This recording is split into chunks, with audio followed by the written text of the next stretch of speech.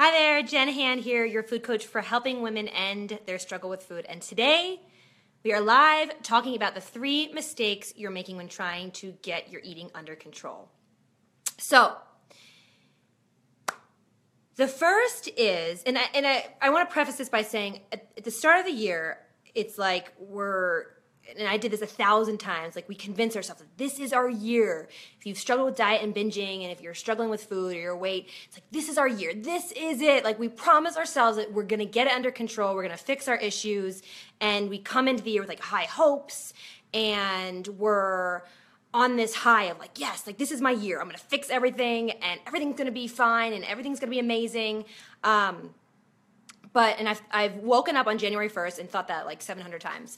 So I wanted to talk about 3 mistakes and 3 things I don't want you to do to make sure you avoid so you can get your eating under control and feel more freedom around food. So the first is saying that something's forbidden. So making XYZ food forbidden. And what this does is that, so think about you're at a party and like, I can't have that cake. I'm not going to have that cake. I'm not going to eat that cake.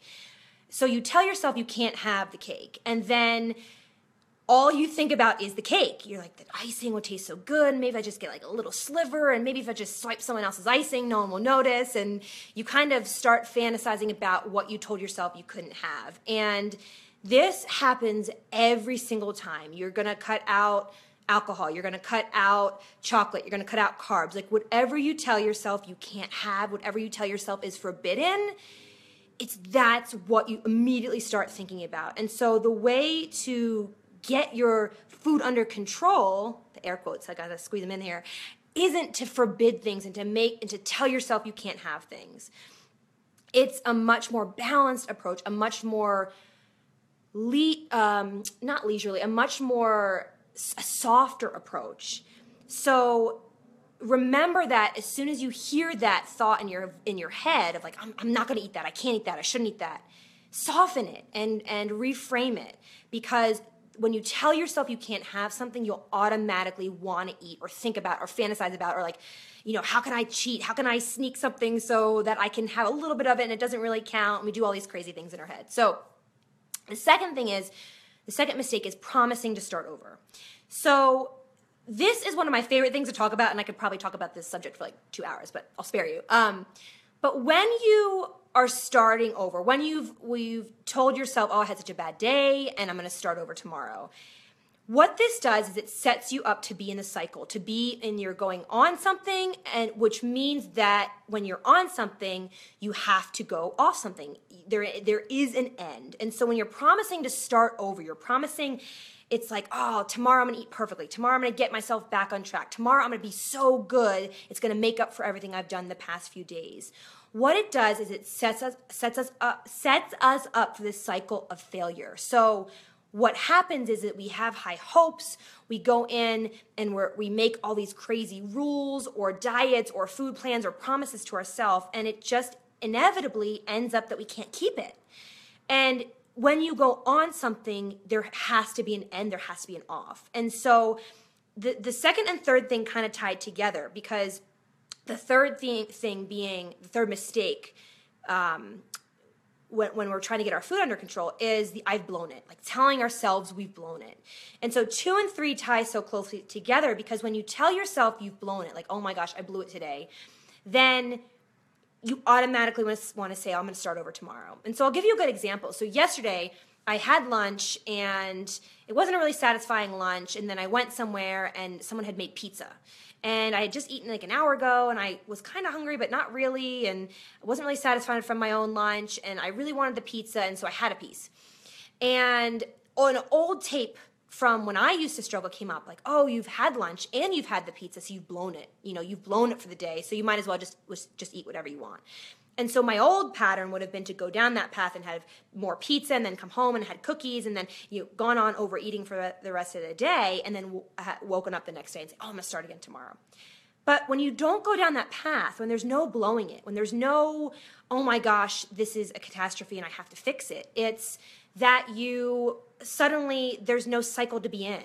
And so instead of blowing it, it's like you recognize what you've done, you've overeaten, you don't go down that path of criticizing yourself and beating yourself up, and you eat the next meal in your regular, normal way. You have something lighter maybe if you've overeaten, or you have a salad, or you drink more water. So you don't get in that cycle setting yourself up for failure and despair, because if you're not blowing it, if there's nothing to blow, if you're not on something, there's nothing to blow.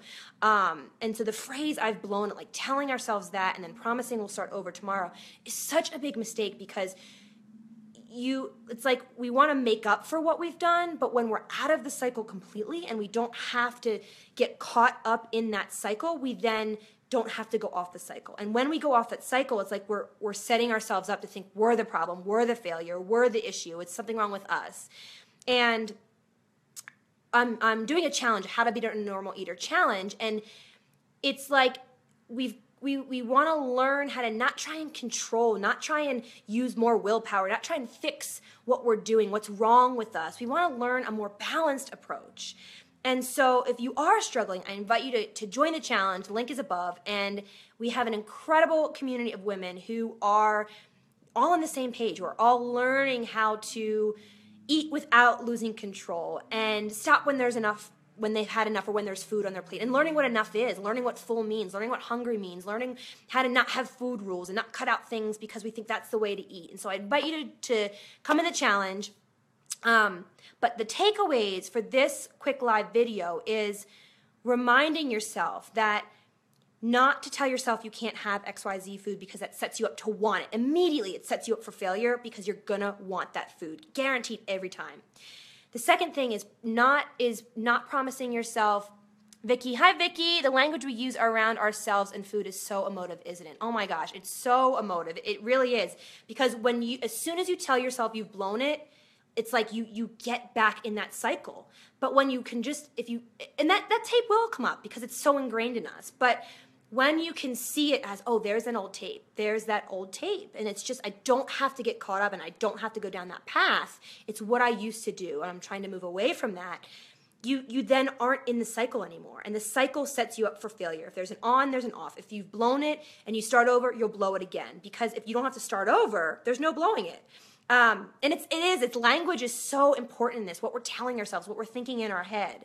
And so, yes, not promising to start over. So when you've had a day where you've overeaten, or you had a day where you're just like, oh, today was just really off, you can recommit to feeling more balanced and feeling more healthy and feeling more free, but not airing it into that like, oh, and I'm going to diet and I'm going to eat clean and I'm going to restrict and I'm going to cut out these foods, because it's like that just sets us up for failure. And I think one of the worst things about this is the feeling of being a failure, and the feeling that we're trying so hard to eat normally and be free, but it's like the trying doesn't get us anywhere. And so I want to challenge you to, and I just talked with a woman about this yesterday, that it's not more willpower, it's not more trying, it's not more pushing, it's a different way of looking at food. And that's why I'm doing this Normal Eater Challenge. So I invite you to join. We're starting in not next Monday, but the next. So I'll be on live video in the next week, promoting and doing some free tips and strategies. So stay tuned for that. And if you have any questions, comments, pop them in the chat box. I'd love to hear. All right. Have a good night or day, wherever you are.